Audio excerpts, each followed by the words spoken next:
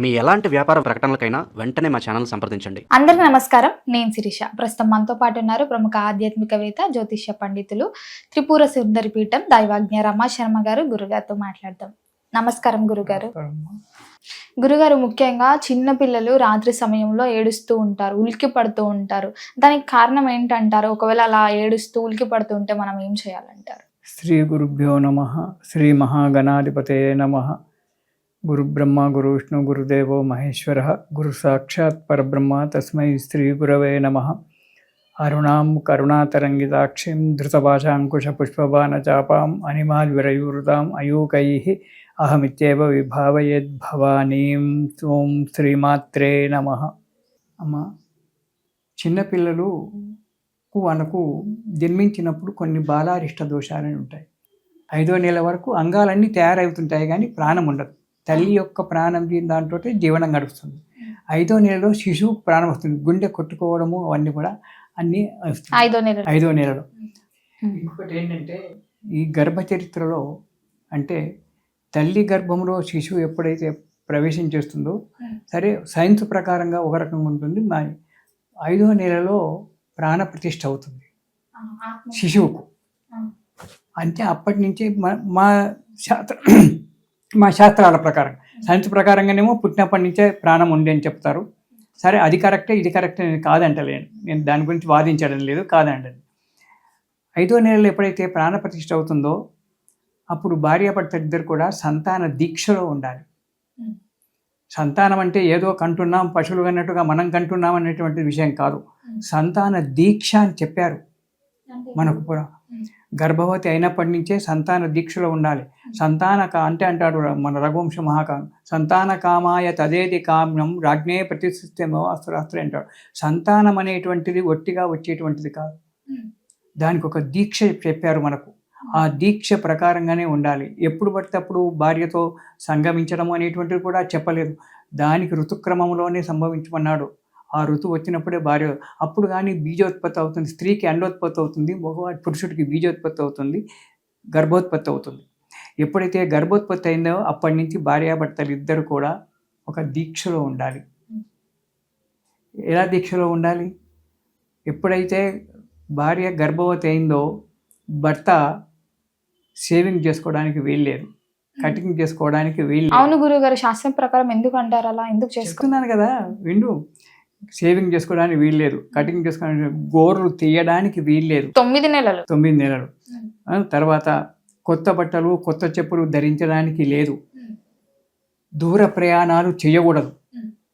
ఇలాంటి యొక్క నియమాలు సంతాన దీక్షలు. భార్యను సంతోషంగా ఉంచాలి. రోజు రోజుకు శిశువు పెరుగుతూ ఉంటుంది. ఆ తల్లి, ఆ గర్భవతి ఒక మహాశక్తి స్వరూపిణి, మామూలు వ్యక్తి కాదు. గర్భవతి ఒక మహాశక్తి స్వరూపిణి. ఆ గర్భం పెరుగుతూ ఉంటుంది. ఆ 2 కిలోల 3 కిలోల బరువును, అంటే 9 నెలలు వచ్చేటప్పటికి 2 కిలోల పైన శిశువు అవుతుంది ఎవరెవరికి. అంత బరువును గర్భంలో మోసుకుంటూ తిరగాల్సి వస్తుంది. తను గర్భవతి ఎలా ఉంటుంది? ఎంత చదువుకున్న వ్యక్తి అయినా, ఎంత చదువులేని వ్యక్తి అయినా, ఉప్పు తింటే శిశువు కష్టమేమో, కారం ఎక్కువ తింటే శిశువు కష్టమేమో అని ఆ తల్లి పడే బాధ చాలా ఇదిగా ఉంటుంది. గర్భాన్ని మోస్తుంది, ఇటు వాంతులు అవుతుంటాయి, అటు అవుతుంది, ఇట్లా రకరకాలైన కదా ఉంటుంది. అప్పుడు భర్త ఏం చేయాలి? దూర ప్రయాణాలు చేయకుండా భార్యను కంటికి రెప్పలా కాపాడాలి. మనకు గరుడ పురాణంలో, పద్మ పురాణంలో ఇతట్లో గర్భవతి ఎలా ఉండాలో చెప్తుంటారు. భార్యను మంచం మీద పడుకోబెట్టాలి, భర్త ఆమె పక్కన పడుకోవడానికి లేదు. గర్భవతి అయిందంటే భార్యను మంచం మీద పడుకోబెట్టి తను కింద పడుకోవాలి. ఎందుకు? కాపల, గర్భవతి కాపల. దుష్టశక్తులు వచ్చి గర్భం మీద ఆశపడి ఉంటాయి కాబట్టి అలాంటి ఒక దుష్టశక్తులు రాకుండా ఆ భార్యను కాపాడుకోవడానికి భర్త కింద పడుకోవాలి. ఎవరైనా పడుకుంటామా? ఆమెను కింద పడుకోబెట్టి మనం మంచం మీద పడుకుంటాం మగవాళ్ళం. అలా కాదు, ఆమెకు మంచం మీద పడుకోబెట్టి తను కింద పడుకోవాలి.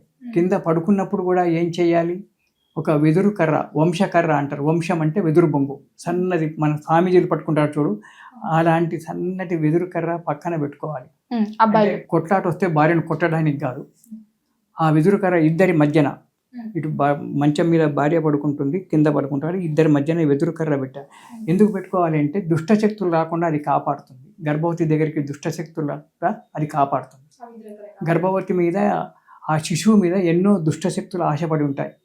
పూతన ఇలాంటి శక్తులన్నీ కూడా ఉంటాయి. అందుగురించి అవి రాకుండా ఉండడానికి వెదురు కర్ర పక్కన పెట్టాలి. భర్త దూర ప్రయాణాలు చేయకుండా ఇలాంటి నియమనిష్టలతో ఆమెను ఎప్పుడు సంతోషంగా ఉంచాలి. ఇంకా రెండవది, గర్భంలో ఉన్న శిశువు ఎప్పుడైతే ప్రాణం వచ్చిందో 5వ నెల వచ్చిందో అప్పుడు గత జన్మ స్ఫురణ జరుగుతుంది. పోయిన జన్మలో చేసుకునే యొక్క స్ఫురణ అంతా ఆ శిశువుకు వస్తుంది, కలుస్తుంది.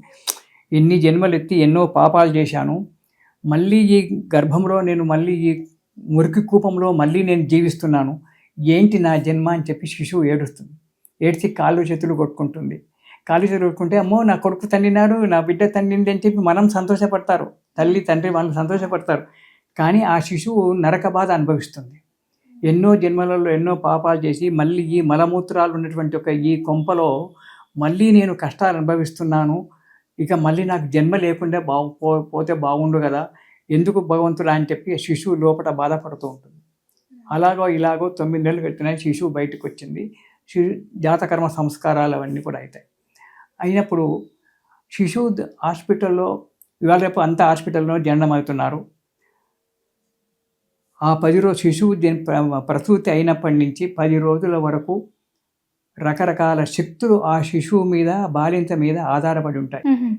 అందు గురించి ఏం చేయాలంటే పురిటి రూమ్ అంటారు, ప్రసూతి రూమ్ అంటారు. ఆ ప్రసూతి రూముకు పూర్వకాలంలో శాస్త్రంలో చెప్పినట్టు వాళ్ళకు చదువు లేకున్నా శాస్త్రంలో చెప్పినట్టు నడిచేవారు. ఆ పురిటి గడప ముందు, పురిటి రూమ్ యొక్క గడప ముందు ఒక పాత చెప్పు, ఒక ఇనప సీకు, ఒక కుంపట్లో నిప్పులు, ఒక పాత చీపురు కట్ట అడ్డంగా పెట్టేవారు. ఎందుకు ఇవి? ఆ పురిటి రాక్షసి పూతన అనేటువంటి పురిటి రాక్షసి వీళ్ళంతా లోపలికి రాకుండా ఇవి భైరవుని యొక్క ఆయుధాలు ఇవి.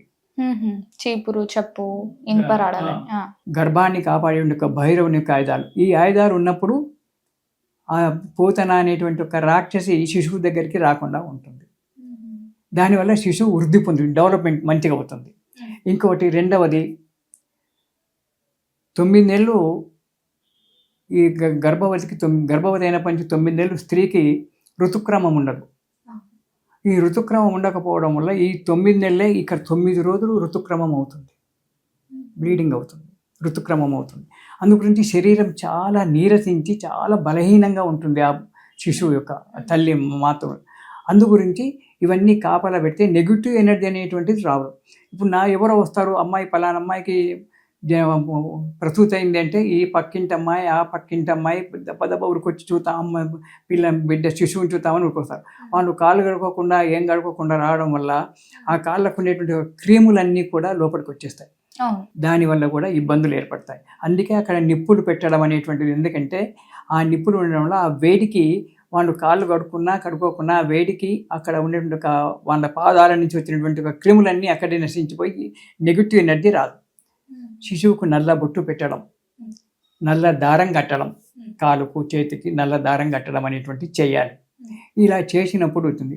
ప్రసూతి అయిన తర్వాత అంతవరకేమో ఆధ్యాత్మికంలో ఉంటుంది. గర్భంలో ఉన్నప్పుడు శిశువు జన్మించిన తర్వాత శిశువు ఈ లోకంలో వస్తుంది, ఏడుస్తుంది. ఎందుకు ఏడుస్తుంది అంటే మళ్ళీ నరకంలో పడ్డాను కదా, ఎన్ని సంవత్సరాలు మళ్ళీ నేను కష్టాలు పడాలో, ఎన్ని పాపాలు చేయాలో, ఏం చేయాలో అని చెప్పి ఏడుస్తుంది శిశువు. పిల్ల ఏడవలేదని డాక్టర్లు కానీ నర్సులు కొట్టి ఏడిపిస్తారు. ఆ ఏడుపులో ఉండేటువంటి ఒక శక్తి ఏంటంటే ఇంతకాలం 9 నెలలు ఆ మురికి కొంపలో ఉన్నాను, నేను మురికి కొంపలో నుంచి బయటకు వచ్చాను, ఇది పెద్ద సంసారం అయిపోయింది, దీనివల్ల ఈ జన్మలో నేను ఎన్ని సంవత్సరాలు బతుకుతానో, బతికిన రోజులు ఎన్ని పాపాలు చేయాలో, ఎన్ని కష్టాలు పడాలో, ఏమి చేయాలో, మళ్ళీ ఏ జన్మెత్తానో అని చెప్పి శిశువు ఏడుస్తుంది. పుట్టిన తర్వాత 12 సంవత్సరాల వరకు బాలారిష్ట దోషాలు ఉంటాయి. ఏ టైంలో పుట్టినా, ఏ జన్మంలో, ఏ నక్షత్రంలో పుట్టినా, ఏ రాశిలో పుట్టినా కొన్ని బాలారిష్ట దోషాలు. పుట్టిన తర్వాత 3 సంవత్సరాల వరకు ఎక్కువగా ప్రాబ్లం ఉంటుంది. అందుకే పుట్టిన పిల్లలు పడుకొని అప్పుడే నవ్వుతుంటారు, నిద్రలోనే అప్పుడే ఏడుస్తుంటారు, అప్పుడే కాలు చేతులు కొట్టుకొని బంతి ఆడినట్టు, బాల్ ఆడినట్టు, క్రికెట్ ఆడినట్టుగా రకరకాలుగా విన్యాసాలు చేస్తూ ఉంటారు. అంటే గత జన్మ వాళ్ళ స్ఫురణకు వస్తుంది. అప్పుడు పోయిన జన్మలో నేను ఈ విధంగా చేశాను, వీడిని కొట్టి బాధ పెట్టాను, నేను నవ్వాను అని చెప్పి అప్పుడు అవన్నీ స్ఫురణకు వచ్చి వాళ్ళు అలా చేస్తుంటారు. కొన్ని భయంకరమైన ఒక దృశ్యాలు వాళ్ళకు దృష్టిలోకి వచ్చినప్పుడు ఏడుస్తారు, ఉలిక్కిపడి ఏడుస్తుంటారు పిల్లలు. అలాంటివి జరుగుతూ ఉంటాయి. అలాంటివి జరుగుతున్నప్పుడు ఏం చేయాలంటే నల్లటి బొట్టు పెట్టడము, నల్లటి దారం కట్టడం చేయాలి. ఇలా చేసినప్పుడు వాడికి రాకుండా మనకు ఇరుగు పొరుగు వారు దిష్టి దోషం పోవడానికి కొన్ని బ్రాహ్మణుల దగ్గరనో లేకుంటే ఎక్కడనో కొన్ని తాయితలు ఉంటాయి, అలాంటివి కట్టడము, లేకుంటే ఇంత విభూతి బొట్టు పెట్టడము, ఇమ్మడి వాళ్ళను మేలుకొల్పి మనకు విభూతి బొట్టు పెట్టడం చేయడం వల్ల ఆ ఇంట్లో ఒక మనకు గడప మన పురిటి ఇల్లు ఏదైతే ఉందో, శిశువు తల్లి పడుకునేటువంటి ఒక రూమ్ ఏది ఉందో ఆ రూములో ఒక మంచి సీతారాముల విగ్రహము, క్యాలెండర్లు కానీ ఫోటోలు కానీ ఒక మంచి దైవంతో సంబంధించిన ఒక ఫోటోలు పెట్టుకోవడం వల్ల ఇలాంటి ఒక దోషాలు పోయి శిశువు ఉంటుంది. శిశువుకు ఎప్పుడు కూడా విభూతి ధారణ చేయించాలి. నల్లటి బొట్టు పెట్టి శివుడి దగ్గర ఇంత మన అంటే ఆ విభూతి ధారణ పెట్టి ఉలికిపడి ఏడవడం అనేటువంటి తగ్గిపోతుంది. వాళ్ళ గత జన్మ స్మరణ ఉంటుంది కాబట్టి ఆ 3-4 సంవత్సరాల వరకు 3 సంవత్సరాల వరకు దానివల్ల భయపడడం ఏడవడం జరుగుతుంది అనమాట. దానికి నల్ల తాడు కట్టి ఇది చేసి కాటుక కుంకుమ బొట్టు పెట్టకూడదు, కాటుకనే బొట్టు పెట్టాలి. నల్లటి కాటుక బొట్టు పెడితే ఆ దోషం అనేటువంటిది రాకుండా ఉండి ఆ దోషం అనేది వెళ్ళిపోతుంది. చిరునవ్వుతో ఉంటారు.